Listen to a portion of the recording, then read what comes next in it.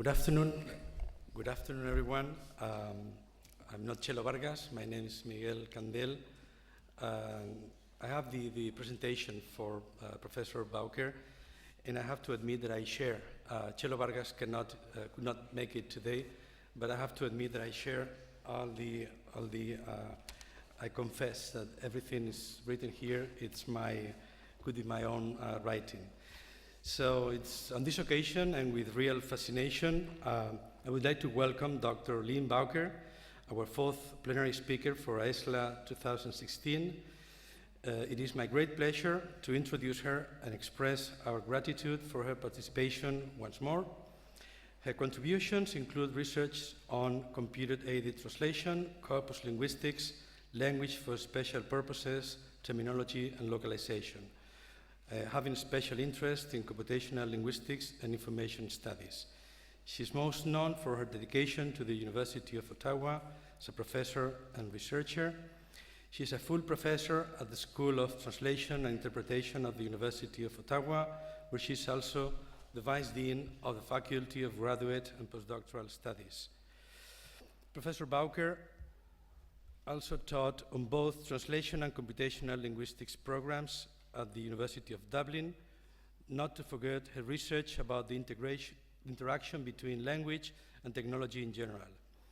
Indeed, her efforts are more than welcome. Her research and teaching interests include translation technologies, language for special purposes, and corpus linguistics. She has published widely on these subjects, including her books, Working with Specialized Language, A Practical Guide to Using Corpora, in 2002, co-author with Jennifer Pearson, and Computer-Aided Translation Technology in 2002 also. Please join me in welcoming Professor Bowker, who will address you today with her lecture, Disintermediation and the Language Professions, exploring the effects on specialized discourse.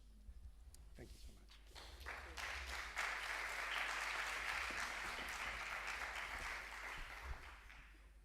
Buenas tardes, muchas gracias por la invitación. Thank you so much. It's really thrilling for me to be here, and I'd like to thank very much Chelo Vargas, who's not here, but who was so kind to invite me, and I'd like to thank the entire organizing committee and also the students whom I've seen running around doing all kinds of work behind the scenes. Pulling a conference like this together is a real effort, a team effort, and from what I can see, it's all going very smoothly. So congratulations and thank you. I'd like to also say that it's a little bit intimidating to be invited to give a plenary lecture at this type of conference because all different areas of applied linguistics are represented here. It's such a diverse and broad group.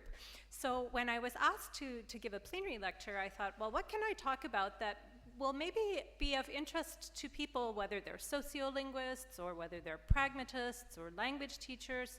I tend to approach things through the lens of translation because that's my background, but at an applied linguistics conference, I wanted to choose a topic that I think is affecting all of us in the language professions. So I've chosen to talk about the topic of disintermediation.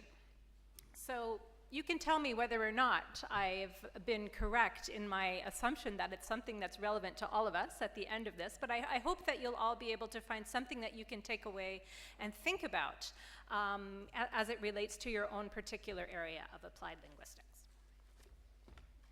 So first I have a question for you. How many of you have ever done your banking outside of the bank? Yeah, I have. Has anyone booked their own flight to go on a trip? Maybe you came here booking your own flight on the internet? Cool. Anyone found a place to stay using Airbnb? Excellent. Look at us go. We're awesome. I'm not even going to ask if you've used email because I'm going to take that one for granted. And maybe you haven't sold your own house either, but there are people out there who do sell their own house. So we're all participating in disintermediation in one form or another, by sending email, by making our own plane reservations, by using Uber or Airbnb. So disintermediation is essentially cutting out the middleman. right? Where we go and try to do things usually more conveniently, more quickly, sometimes more cheaply. But essentially what we're doing is either eliminating or reducing, changing the role of the middleman in a conventional type of interaction. So we're disintermediating travel agents when we make our own flight arrangements. We're disintermediating bank tellers when we do our banking online. Maybe we're even disintermediating librarians when we're doing searches on Google. It's tax season back home in Canada. We have to file our income taxes every year by the end of April. So we're disintermediating the accountants when we use software to file our own taxes. It's happening everywhere. And of course, as I said, the reasons are usually that we want to save. We either want to save money, that's a good motivator, save time, save effort in doing something. Essentially, we're looking for convenience, right? That seems to be a sort of thing that over the ages, people have always been looking to make things more convenient, more easy, cheaper. So we're not alone, but I think the pace of disintermediation is accelerating, and I think that being able to do things online using the internet has really transformed it. Right? It's not a new concept, but it's happening in more and more different areas, and it's happening faster and faster. So some of the ways that we're seeing, I think, in action today of disintermediation are things like automation, increased automation. Increased technologization using tools, and particularly using computer tools. We are also starting to see, though, another form of disintermediation where we're replacing specialized experts by people who are a little bit less specialized. Okay?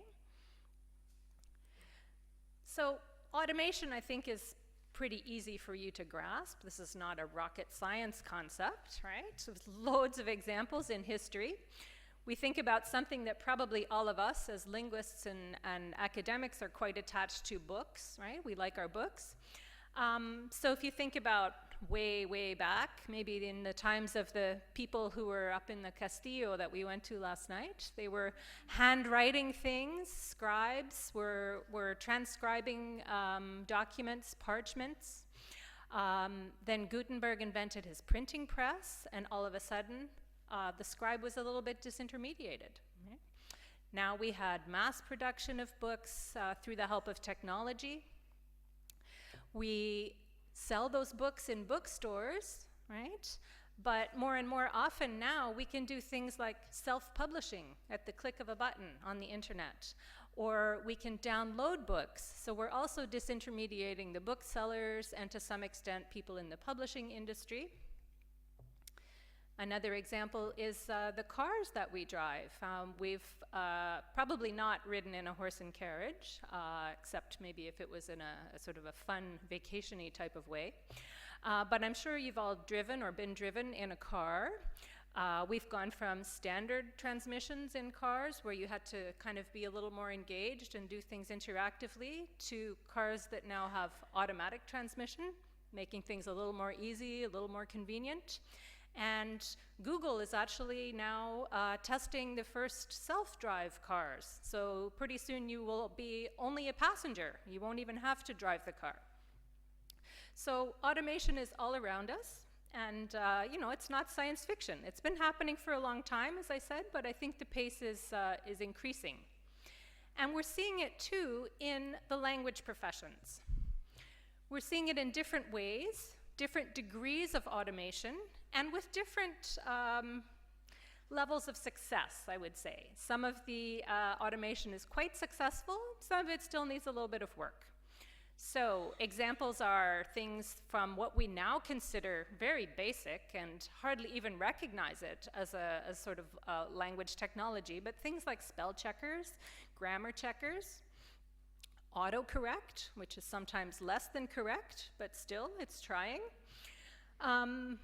We see it happening in the language teaching field as well. There are different types of software available where you basically don't need to go to language class anymore. You can teach yourself with the help of software.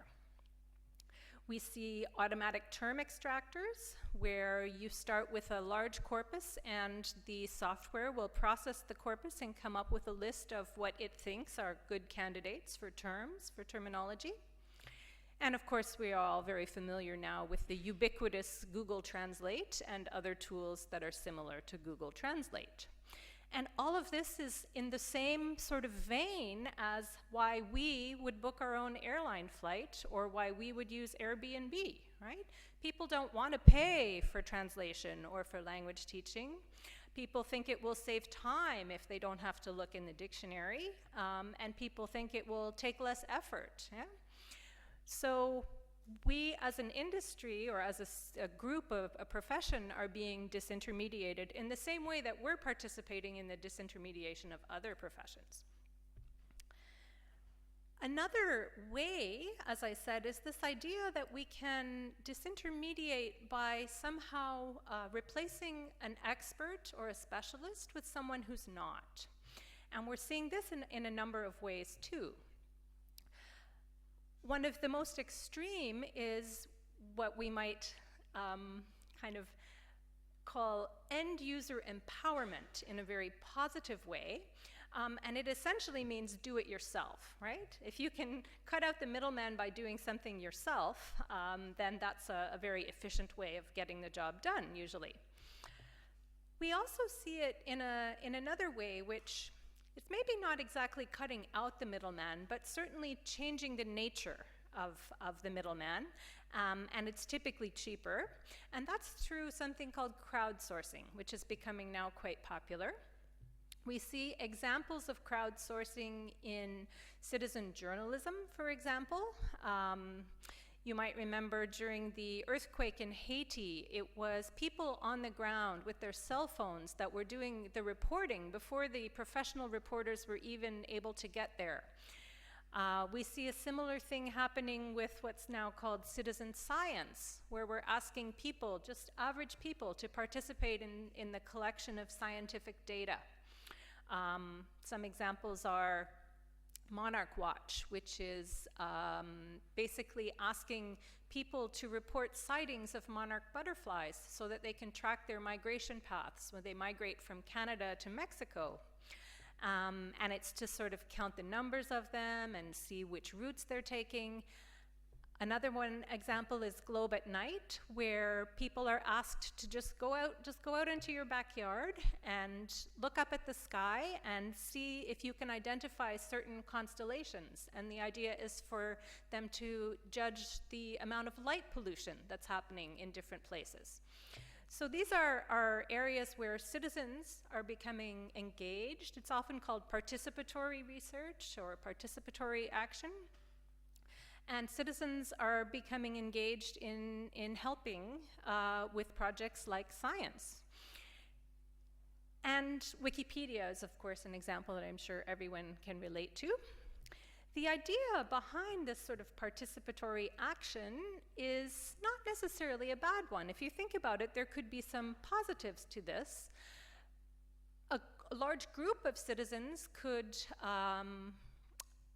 offer a service on a much wider scale than just one or two experts could, right? If you think about tracking the migration of a monarch butterfly from Canada to Mexico, wow, how many scientific experts would you need to spread out along that route in order to be able to track that as efficiently as you could by having citizens who live there anyway do the work, right? So it can extend the scope of possibilities, and it can extend sort of the volume of what you can offer.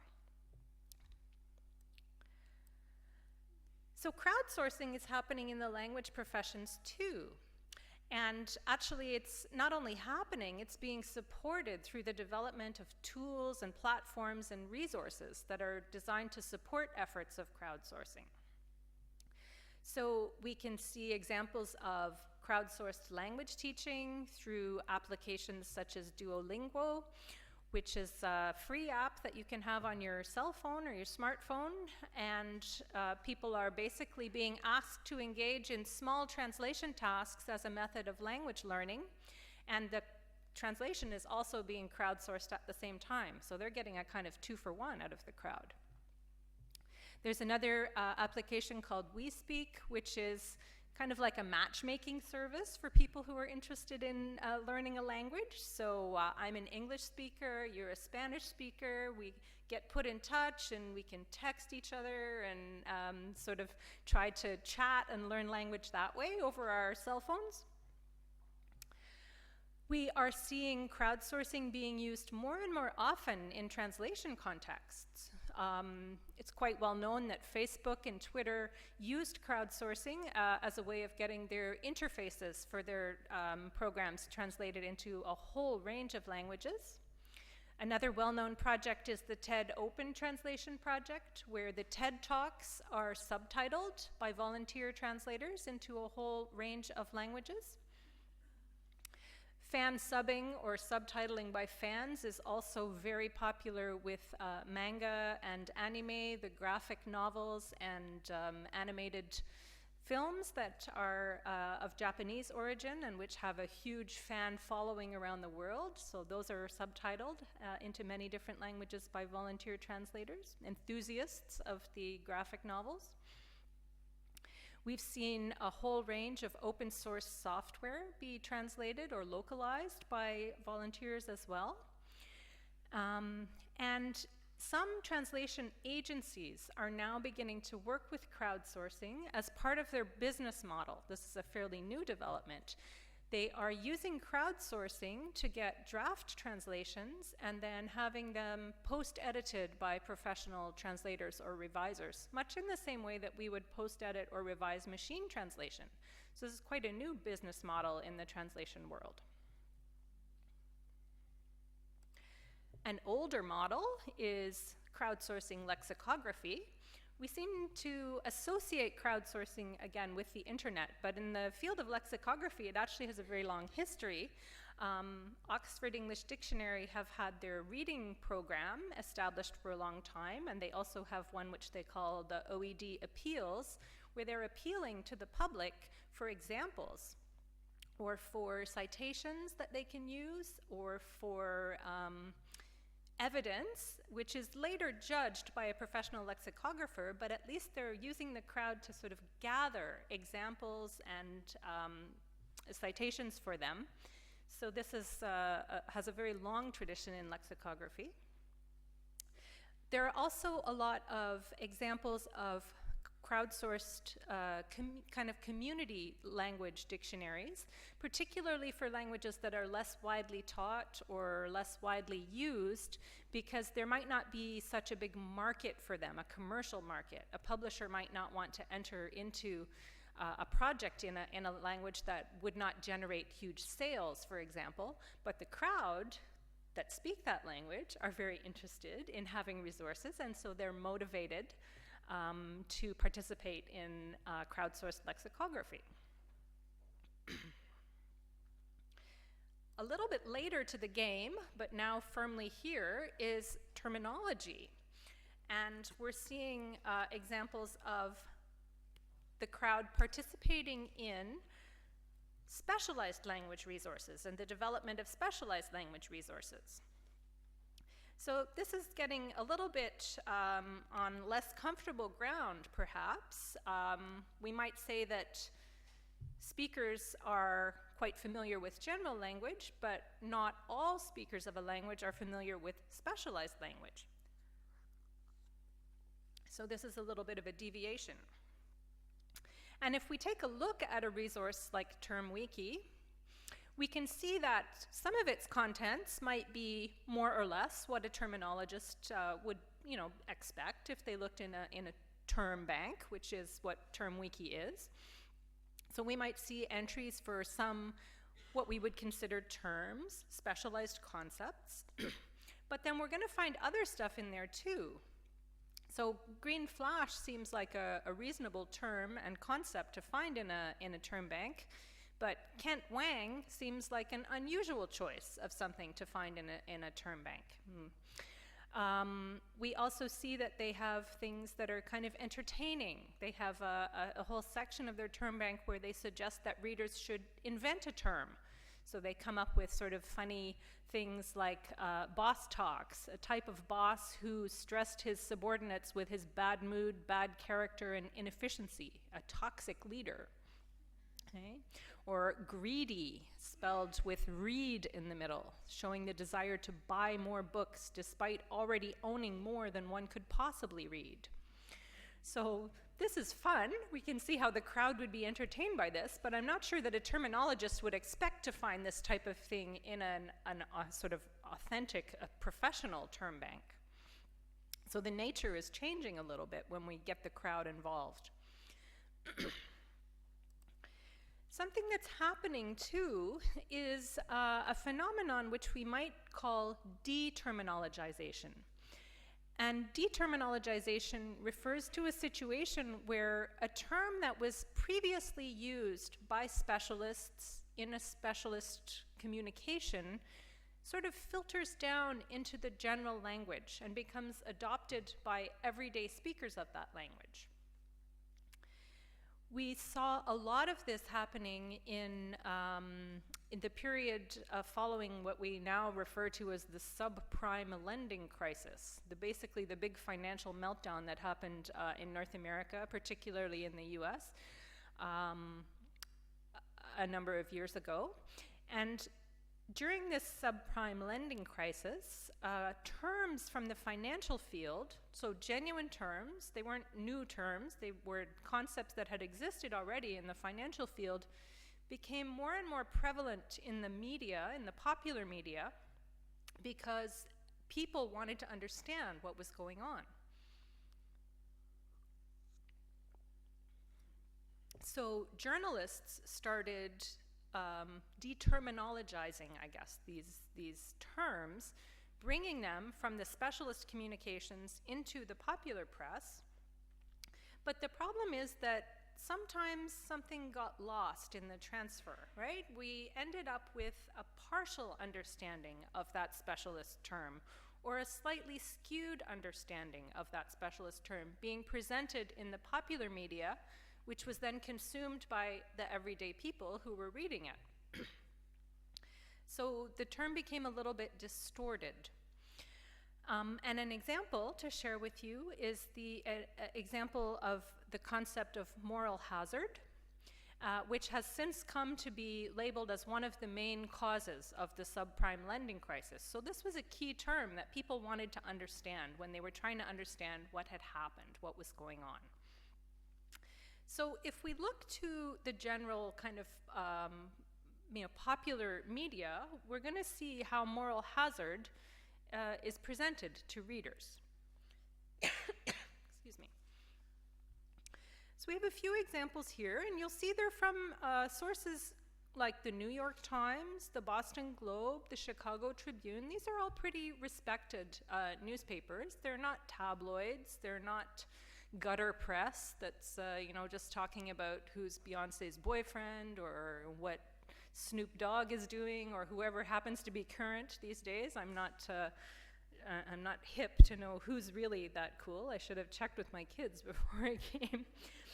But essentially, you'll see these are reputable newspapers, and they are presenting moral hazard in the following way. So behind this brouhaha was an idea that Americans seemed particularly preoccupied with. It's called moral hazard, an obscure insurance term that has taken on new currency in our troubled economy.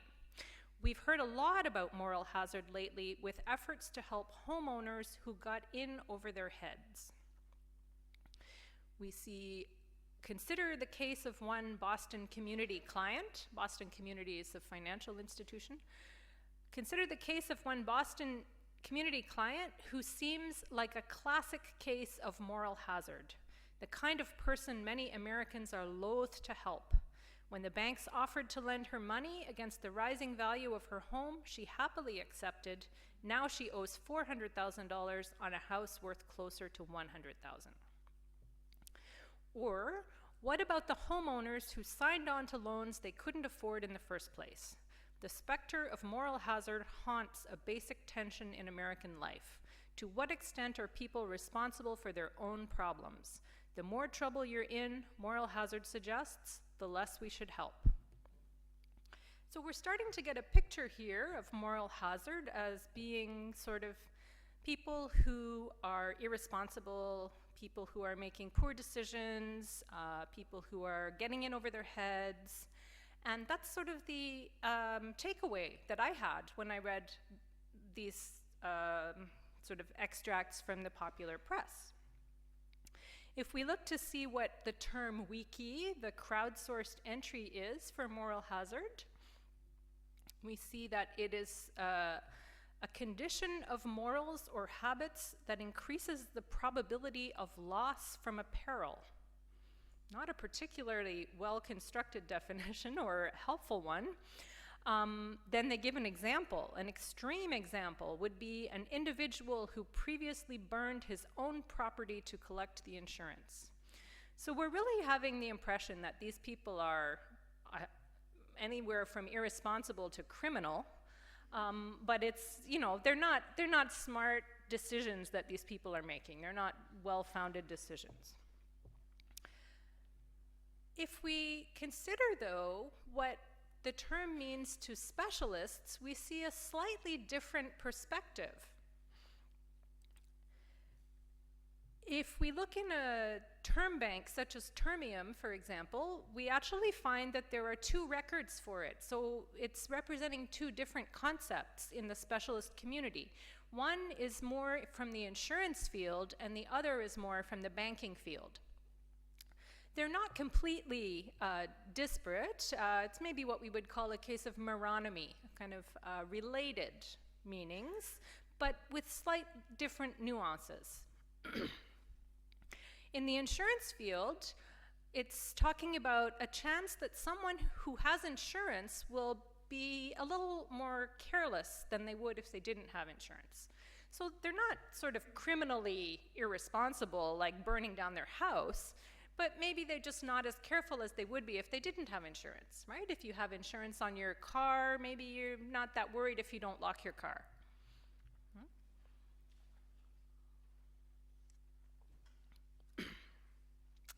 In the banking field, we're seeing then a subtle shift. In this case, it's where one party is responsible for the interests of another, but has an incentive to put their own interests first. So here we have this idea that it's not just an individual, but it's someone who has a responsibility towards someone else, and it's that person who's behaving a bit irresponsibly.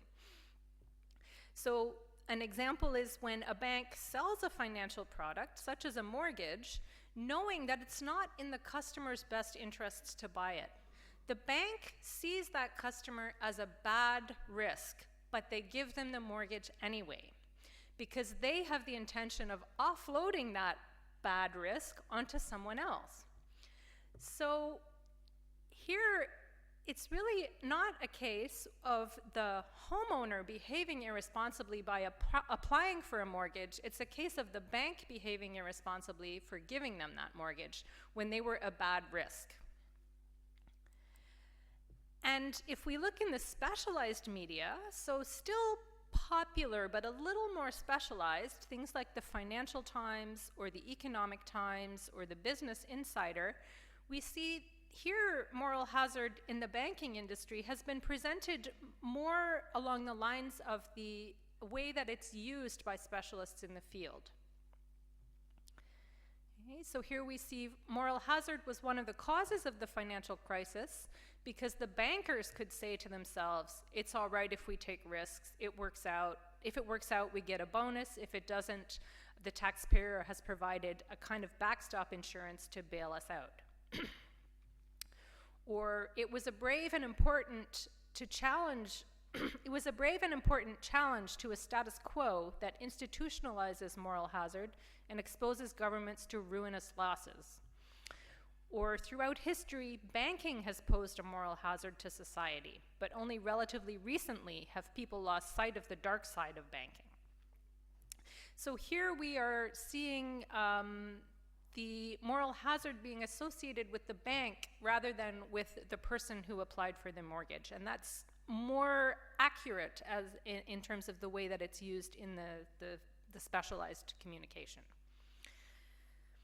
So what are we seeing now as some of the costs of the disintermediation that's happening, of the crowdsourcing, of the automation, which is leading to determinologization, among other phenomenon? If we think about the costs of disintermediation, we have to put ourselves in the context of what's commonly known as the triple constraint, right? Whenever we have a project or a sort of decision to make, we sort of have to consider three parameters. We have usually a limited budget that we're working with. We often have a deadline, a limited time that we have to work with. And we have to manage expectations of quality. So this triple constraint is challenging because usually you can only ever have two of the three things that you want at one time, right? Ideally, you would want something that was cheap, fast, and good, but it's pretty rare that you're going to get that. You can either have something that's cheap and fast, but of not such a great quality. And again, if you're thinking of translation as an example, right? You can have a translation that's cheap and fast, like machine translation. It doesn't get any cheaper and faster than that, but it's not always a good quality. You can have something that is cheap and good, but probably the translator's not going to turn that around for you overnight. It'll be a low priority project for them because they're not getting paid very much. Or you could have something that's good and fast, but you probably have to pay for that, like they call it a prime, like you'd have to pay a surplus to have it done on a very short deadline. So typically, you can choose any two of those three, but you're not going to get all three at once. So that's the context that we sort of always find ourselves working in commercial transactions. So we have to sort of decide what are the risks and what are the rewards. And I think what we're finding is that typically the risk is usually that the quality will be poor, right? We can have rewards such as faster and cheaper and easier and more convenient, but the trade-off is a lower quality. We could have a reward such as an increased scope of offer. Maybe we're able to use crowdsourcing to translate things that otherwise wouldn't be translated at all. We can, basically offer a greater volume of translation, but not necessarily of a professional quality. We could have a reward like maybe we could offload the really boring, icky translations onto machines or onto the crowd and leave the good stuff for ourselves as translators and have a more rewarding career.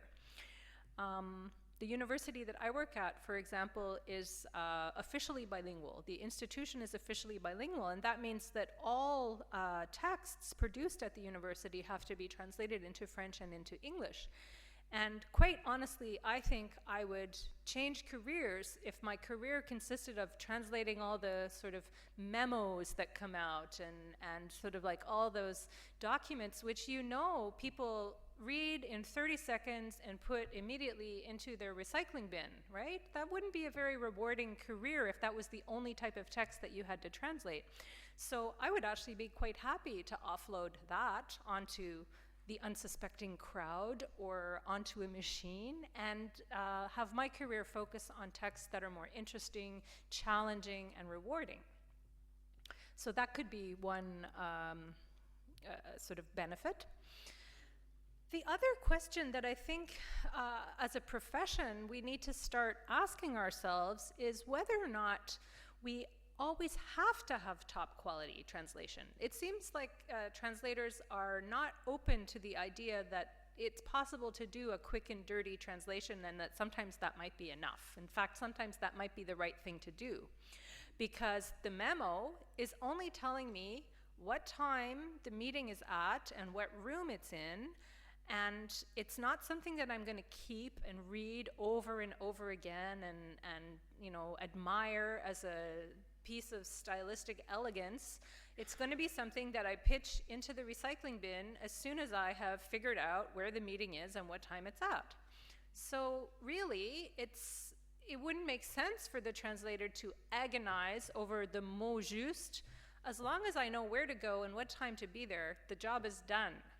So I think that's an extreme example, but I think as a profession, we probably need to start being a little more open to the idea that sometimes a rough translation is really all we need, and it's not a sacrilege to do that. Sometimes it really would make sense, especially when we're operating under this triple constraint.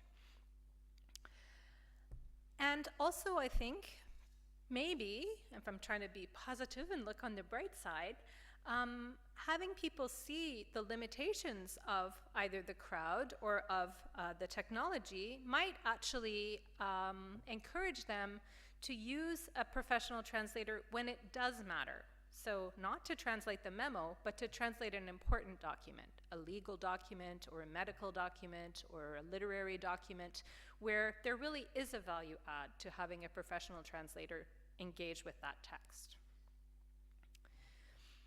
So, unfortunately though, I feel that we are, all of us in the language professions, coming under more and more and more pressure to move towards fast and cheap and good enough.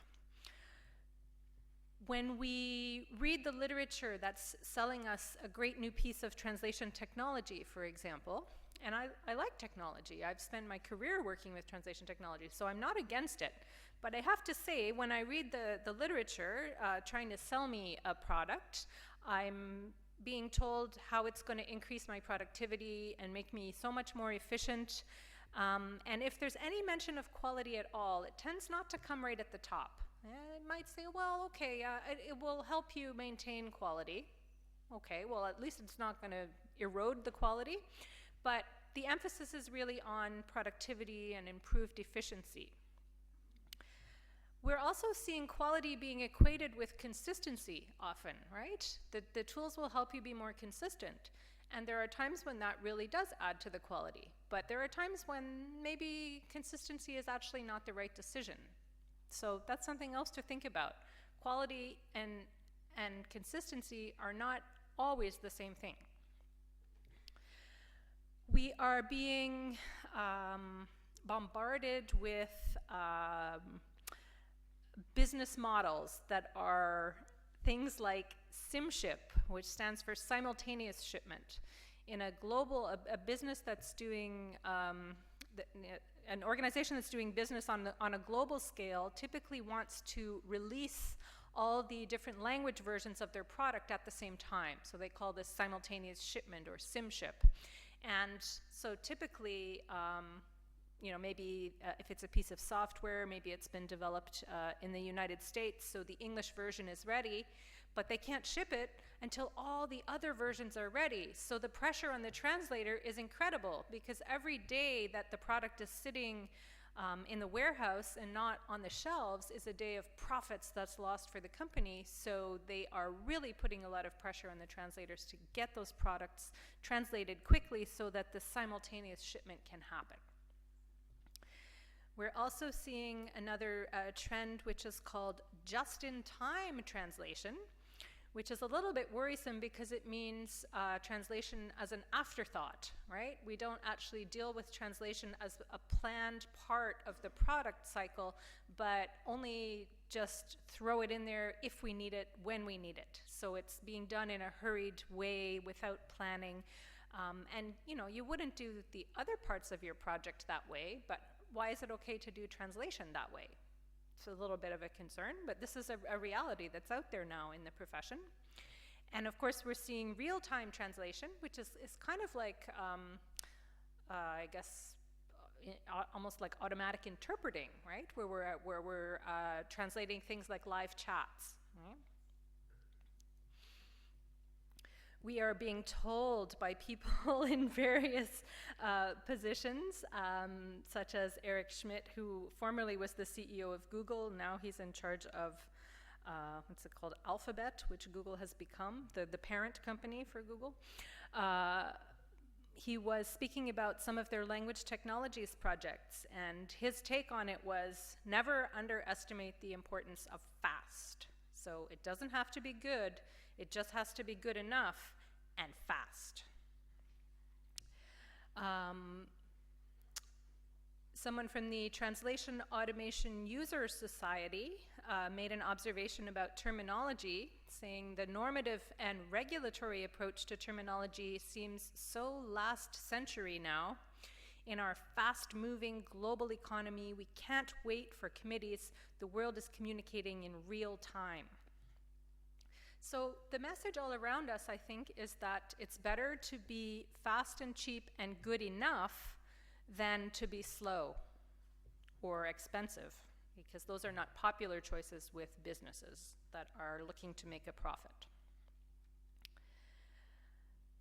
So how have language professionals reacted? This is the situation they find themselves in, right? They too are faced with this idea of a triple constraint. They are also a business in a way. A translator is a business. So how are language professionals reacting to this situation that's now current, that they are having to operate in?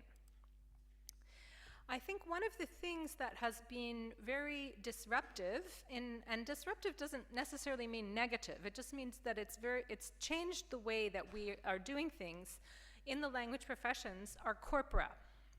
And particularly this idea of the web as a corpus. We can now just go to the web and search it as if it were a huge language resource. In some ways, corpora have snuck up on us a little bit. We might think of it as an evolution rather than a revolution, because the language professions have always been corpus-based if you consider corpora to be text, right? So even before we had the internet, translators were using text, language teachers were using text, lexicographers were using text. So the idea of a text or a corpus is not new, but what the game changer has been is this idea that now we can access almost an unlimited volume of text and process it very quickly with the help of machines. So now we see that almost all of the different language technologies that are available are corpus-based to some extent or interact with corpora. Okay, we've got translation memories, we've got term extraction tools, we have statistical and example-based machine translation systems. All of these are processing corpora. That's what the heart of the technology is about. I've started to wonder recently, too, if we can even consider corpora as a form of crowdsourcing. We're basically consulting the opinion of a whole bunch of different people, not directly as people, but through what they've written. So as our notion of corpus has expanded to become a huge volume of text, I think that we are in some ways consulting the crowd when we are using corpora. So corpus processing is a type of crowdsourcing, and we can choose to some extent the specialization of our crowd. Like we can be selective in the crowd that we consult by choosing our corpus wisely, or we can just open it up to the wide crowd and just look on the web at large.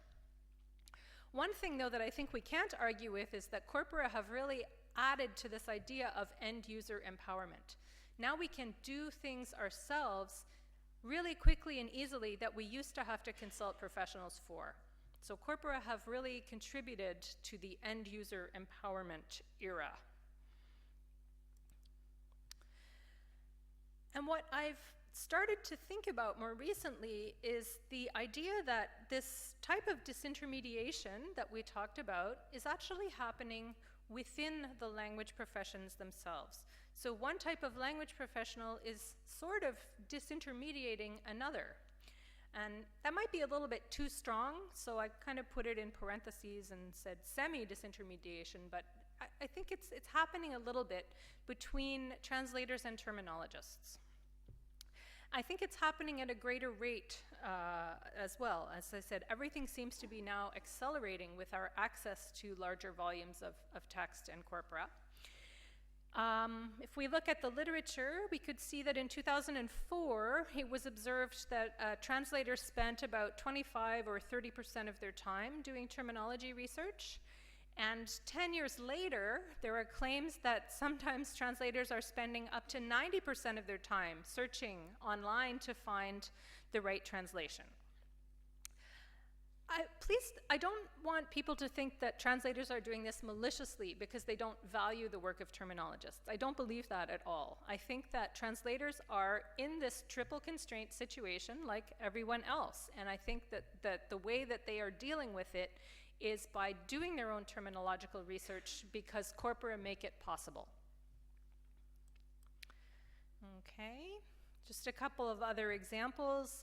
Looking at job ads over the past decade, we can see that formerly approximately 67% of the jobs that were looking for terminology work as one of the kind of requirements for the job description were jobs for translators, and this increased over a 10-year period to 80%.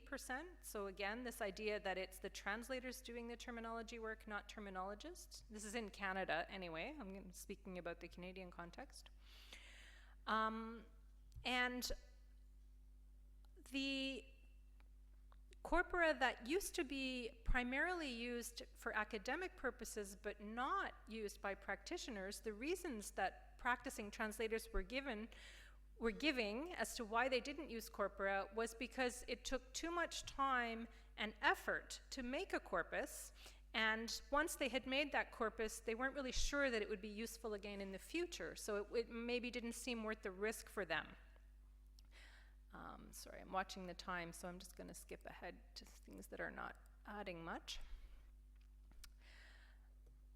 Maybe I'll just go back to that one. And when we ask translators, this is not a survey done by me, this is something that was on the prose.com site.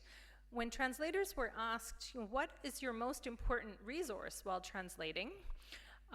It's not what they do use that surprised me, which is they're using online dictionaries, they're using search engines, but what's very noticeable is what they're not using anymore. And if we look down here, close to the bottom, we'll see Termium, which is a major term bank, and Termium, etc. So I presume that that would include the IATE term bank and others.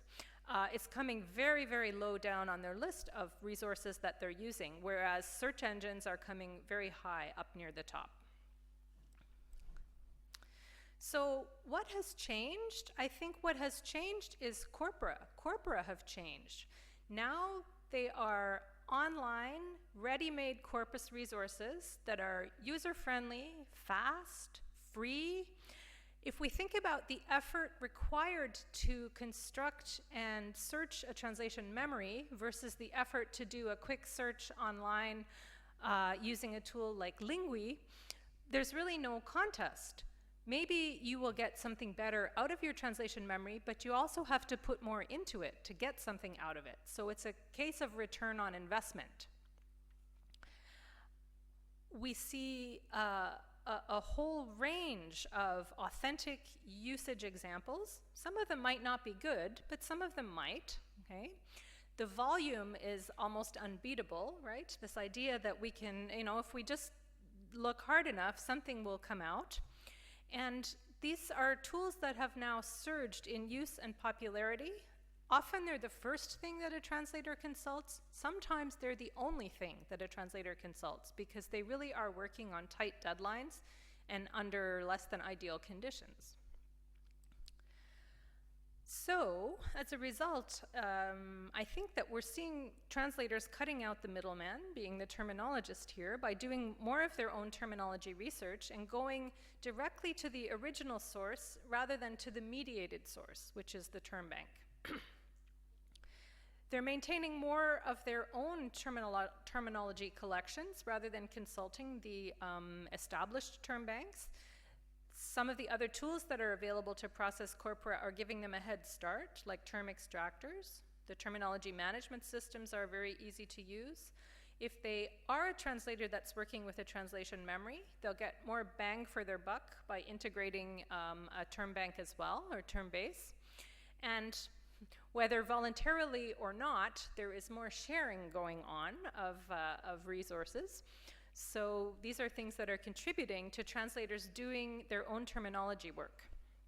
But if we look inside a translator's term base, I think what we find is that it's not what a terminologist would consider to be a terminology collection, right? It's not pure terminology. What it actually is a collection of translation solutions, right? Some of which may be terms, others of which may simply be frequently used expressions or things that I think I might run across again, not terms per se.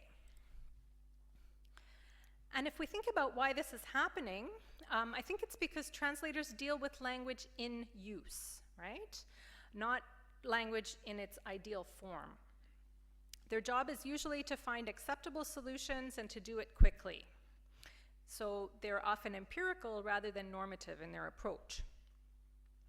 From a translator's point of view, not all, but many term banks still don't give enough context or examples.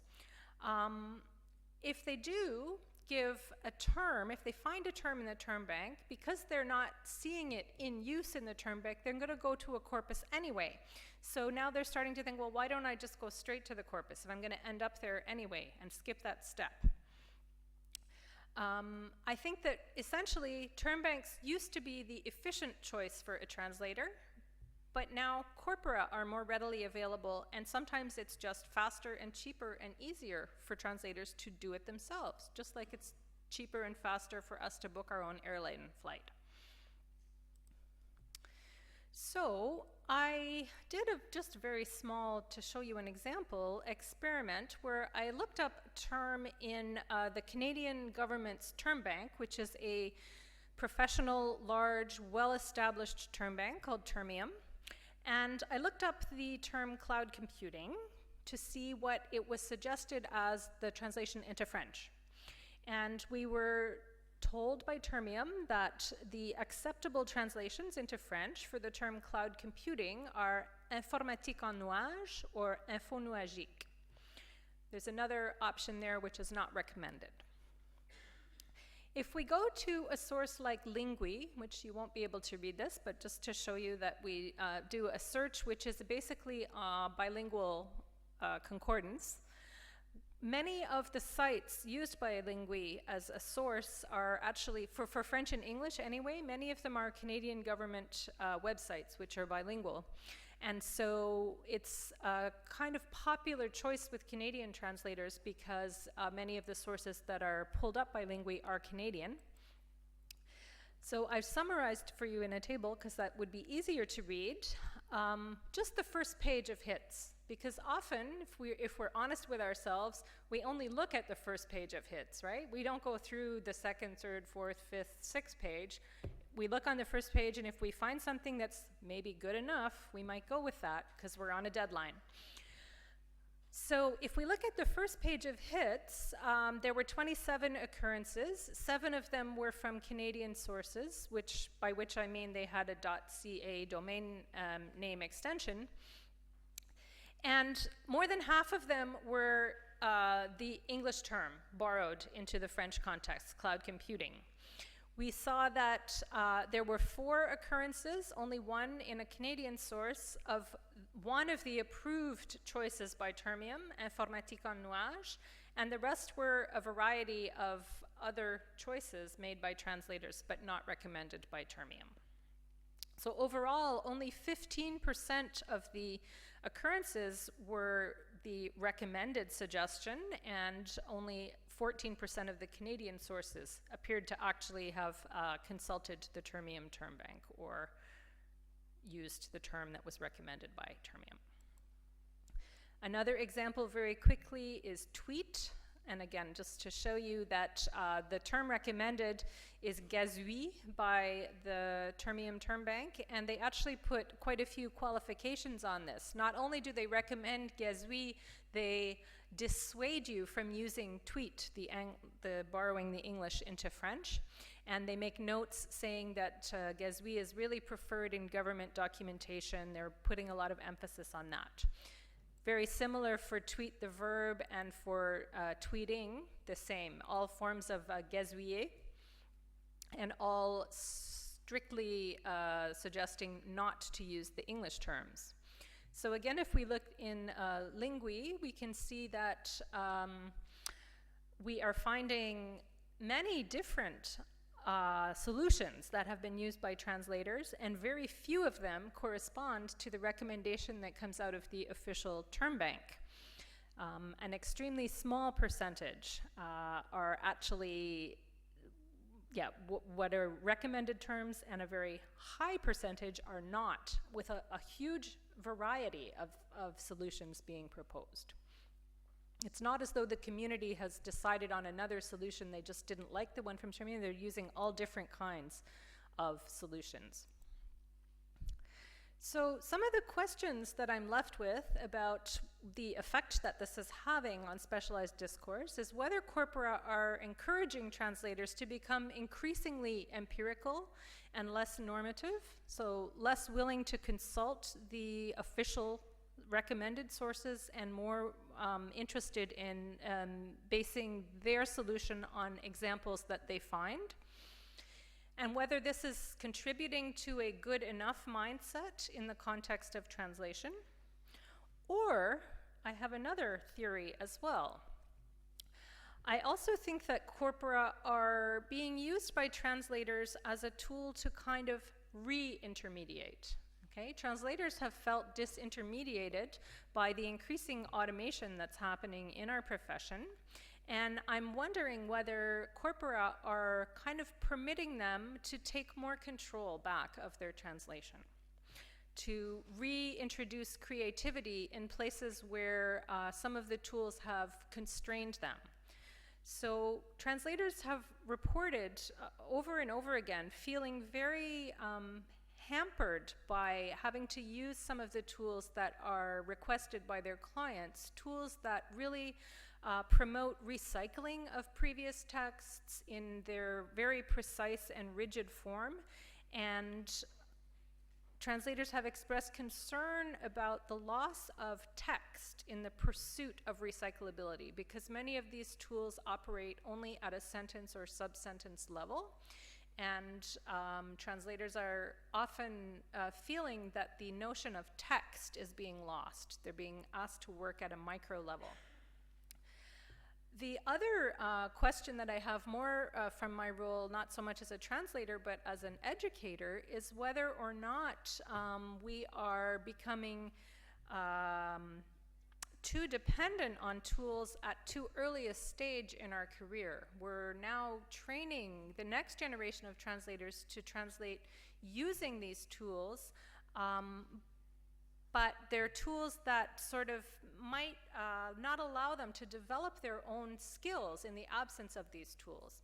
And I've read something that I found quite interesting from another profession, which was the aviation profession, where pilots are now being required to use the autopilot less, because the Federal Aviation Administration is concerned that if something goes wrong, pilots are so not used to flying now that they will be unable to react properly or quickly enough to prevent a major accident. So the idea is that you have to sometimes practice your craft without the help of tools, so that you will be able to do it if for some reason the tools are not appropriate or not available to you. And so I do question whether we are giving the students today that opportunity, or whether they are learning to translate with a heavier dependence on tools than might be good for them or good for the profession. Another question that I have is whether translators are looking to have greater job satisfaction through using corpora. And I think this is an interesting point when we think about this idea of not wanting only to have those kind of boring jobs, like clicking OK, clicking accept, but actually sometimes wanting to think, wanting to be able to offer a more creative solution, or to just stretch our brain a little bit. Often we got into this profession because we like playing with words, we like manipulating language, and some of these tools don't give us the freedom to do that. So I wonder if translators are, now that corpora are available, are turning back to them in order to have more flexibility and creativity. So essentially, I will end by saying that I don't think disintermediation is inherently bad. I think that we can use it and in situations where it will actually be advantageous. But I also know that it does come with a cost, and it's changing our processes and our products, so the way we translate and the texts that we produce. And at the moment, we seem to be in a situation where the deck is stacked in favor of disintermediation, if you think about it only from an economic perspective. But I think there might be hidden costs. And so my thought that I'd like to leave you with is I think we as professionals in the language field need to give more thought to this concept of re-intermediation. If we want to bring ourselves back into the profession, I think we need to be able to identify what our added value is. And I think we need to be able to articulate that to other people, not only to ourselves, and then promote that. I don't exactly know how. I don't have all the answers, but I've been thinking about it quite a lot, and I think that we need to think about it as a profession as well. Because I don't think we do a good job of articulating what our added value is, and when people can't understand what the value that we bring to the process, then they're very tempted to choose an automated solution because the benefits of that are clear, right? They see it as being faster and cheaper. So that's the thought that I'd like to leave you with. I don't think it's a hopeless situation by any means, but I think we need to turn our attention to it. Technology is not going away. The crowd is not going away. It's changing our profession, and I think we should be part of the conversation and part of shaping the future direction of it rather than having it shaped for us. I'll leave it there because I'm already out of time. I apologize.